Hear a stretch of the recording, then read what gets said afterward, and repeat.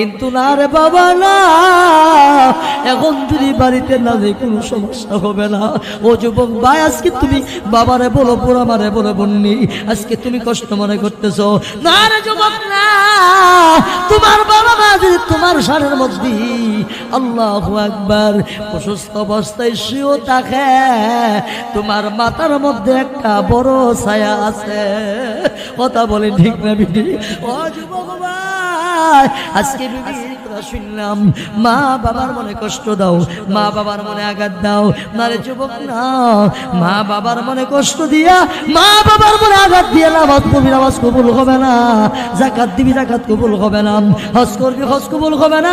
কবলে চোর বলে দিব, তোমার একটা সেজদাও আমার আল্লাহর দরবারে কবুল হবে না।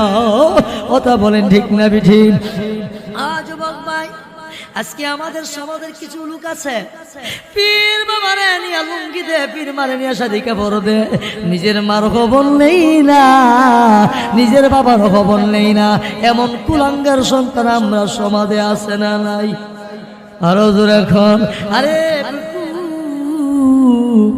তুমি বড় শক্তিরা 2000 টাকা দিয়া তোমার পীর বাবার লাগা লুঙ্গি নিছ, তুমি চইলা আসার পরে তোমার সামনে বলছে আমার মুরিদরা বড় বালা, 2000 টাকা দিয়া লুঙ্গি আসছে।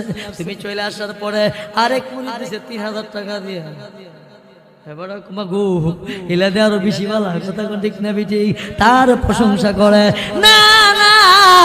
20,000 টাকা দিয়াও যদি কাপড় দাও মন ভরবে না।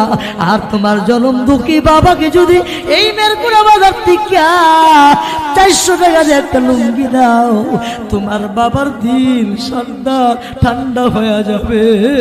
ও যুবক ভাই, তুমি যদি তোমার জনম দুঃখিনী মারে মেরকুড়া বাজার থেকে নিয়া একটা অল্প টাকা দিয়া 1000 টাকা দিয়ে একটা শাড়ি দিলাম, তোমার মা শাড়িটা পরা রাখে।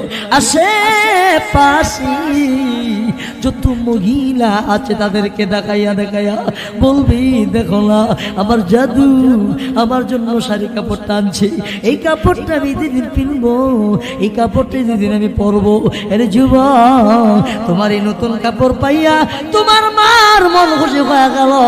আরে যুবক, তোমার নতুন কাপড়টা পাইয়া তোমার বাবার মন খুশি হয়ে গেল। খোদার কসম করে বলি, মা বাবার সন্তুষ্টি আমার আল্লাহর সন্তুষ্টি। কথা বলেন ঠিক না ঠিক? রাসূল বলেছেন রাদাল রব্বি রাদাল ওয়ালিদাইন, মা বাবার সন্তুষ্টি আল্লাহর সন্তুষ্টি। হ্যাঁ, সাকাতার রব্বি সাকাতাল ওয়ালিদাইন, রাসূল বলেন মা বাবার সন্তুষ্টি আল্লাহ পাকের সন্তুষ্টি। এই জন্য যুবক ভাই, আজকে দেখা যাচ্ছে